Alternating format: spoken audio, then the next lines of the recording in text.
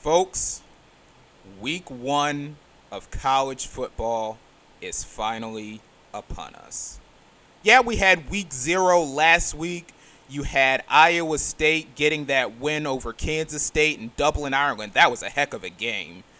You had Hawaii getting that upset win over Stanford. We had a slate of games last night. We have a slate of games tonight. And then tomorrow, the fun really begins. As we have 3 matchups in the top 10 in college football in week 1. Starting tomorrow at noon, the big noon game on Fox, you have top-ranked Texas taking on the defending national champion, number 3 ranked Ohio State at the Shoe in Columbus, Ohio. And, of course, the big story in that game is the debut of Arch Manning. The Arch Manning era beginning for real in Texas. Of course, Arch sat the first couple of years of his college career sitting behind Quinn Ewers, but now Quinn Ewers is gone and Arch Manning is taking the spotlight. And there's been a lot of hype around Arch Manning this offseason and even before this offseason for obvious reasons. He's the nephew of Peyton and Eli, he's the son of Cooper, and he's the grandson of Archie Manning. So the last name is definitely putting a lot of pressure on Arch Manning and creating the pressure to answer the question, can Arch Manning lead Texas to the promised land? And, of course, you have some people who are kind of iffy about Arch because, like I said, he sat his first 2 years at Texas. He started 2 games last year. And now we're finally about to see him as the full-time starter for this Longhorn program. So now we're getting ready to see and we're getting ready to find out who Arch Manning really is and see if he can live up to all of the hype and all of the pressure that has been put onto him. So that, I believe, is going to be an absolutely phenomenal game tomorrow at noon. And then the Saturday night game on ABC, you've got number 9 ranked LSU taking on number 4 ranked Clemson. Now, I'll say this. There is a lot of pressure on Brian Kelly this year. Of course, as we know, Brian Kelly left Notre Dame to take more money at LSU, to have access to more talent, because as you know, not just anybody can get into Notre Dame. Notre Dame has standards. And so Brian Kelly went to LSU and developed that absolutely horrible Southern accent, talking about how much LSU is taking care of him and his family.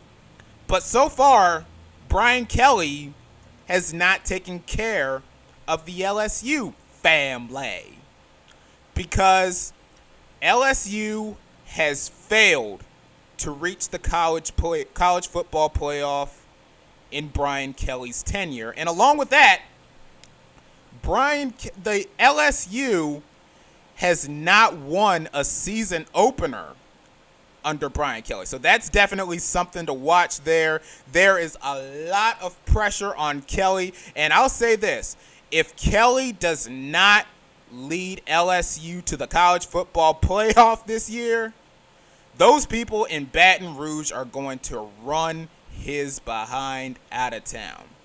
How do I know that? Because they did the exact same thing to Ed Orgeron, who won a championship with the Tigers in 2019, arguably the greatest college football team ever, the 2019 LSU Tigers. But then LSU fell off, they started losing, and so the people in Baton Rouge got the pitchforks and got the torches and ran Ed Orgeron's behind out of town. The standard in LSU is championships.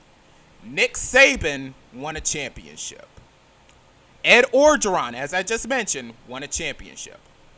Brian Kelly has not come close to a championship in his time at LSU.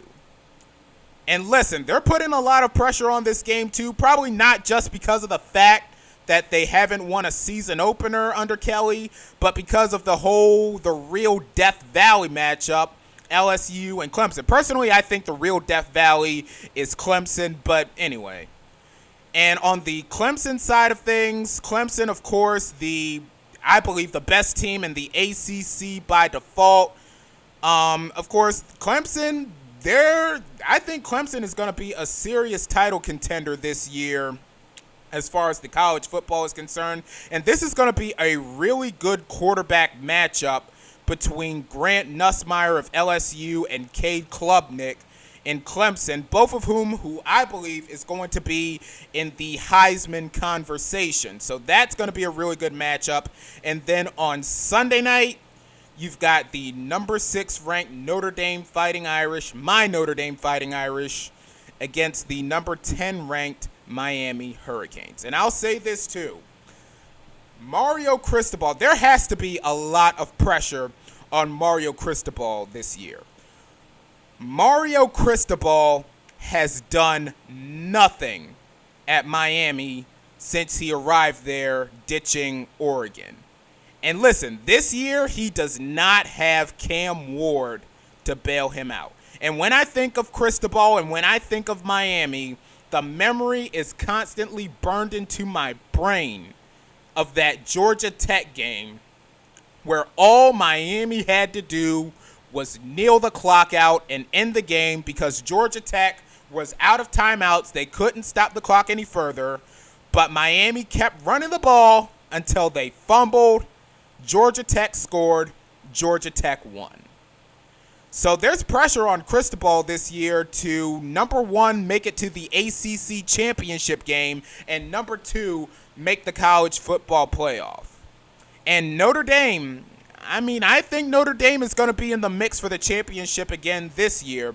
Of course, C.J. Carr, the redshirt freshman, we don't exactly know what he is, but I think he's going to do pretty well. The Notre Dame quarterback usually fares well for us, so I can see Notre Dame making another run in the playoff and making another run towards a national championship. Of course, coming off of the national championship game last year where we ultimately lost to Ohio State. But that's going to be an interesting watch there, too. And, of course, the memories of the Catholic versus convict game way back in the day. So that's going to be the Sunday nighter on ABC. Some other games that I'm going to be interested is, well, one of them is the game tonight, Georgia Tech and Colorado. Of course, Coach Prime, for the first time without his son, Shedeur Sanders, and the Heisman winner, Travis Hunter, for the first time in his collegiate career. And Georgia Tech, who a lot of people are saying are going to be really good this year. So that game tonight at 8 o'clock on ESPN, that game I'm going to be into. I'm going to be into the Tennessee and Syracuse game at noon on ABC. Tennessee, the 2-touchdown favorite over there. So I'm going to be into that. The Alabama-Florida State game tomorrow afternoon at 3:30 on ABC. That's a game that I'm going to be into, year 2 of the Kalen DeBoer era in Alabama. And I think Alabama is going to be much improved this year to last year. So that's going to be a watch there. And then the Sunday game, the other Sunday game, you had Virginia Tech taking on 13th-ranked South Carolina at 3 o'clock on ABC. The game is going to be, of course, in Atlanta. And I'm high on South Carolina this year. Now, I know people are kind of iffy about the Gamecocks, especially given that they lost so much of their team from last year. But I really like Lenoris Sellers. I'm going to be into this South Carolina team. I think they're going to be really interesting this year as far as the SEC is concerned. And then on Monday night, you have TCU taking on North Carolina. They debut of Bill Belichick in college football, and North Carolina, after that whole soap opera of an offseason pertaining to him and the 24-year-old girlfriend, So that's going to be an interesting matchup there on Monday night. Man, oh man, oh man. Football, football, football. Football is in full swing with the college this week. And then next week we have the NFL starting. And then, of course, next week on Tuesday, the Tuesday after Labor Day, I'm going to come on here and I'm going to lock in my official NFL season prediction. So be on the lookout for that. But we got football, baby. It is in full effect here and now. Like, comment, subscribe, click that notification bell to be notified when I post again. Follow me on Twitter and on Bluesky at CW Talk Sports. That's CWTALKS Sports. This is the Sports Rundown, and I will see y'all the next time. Peace.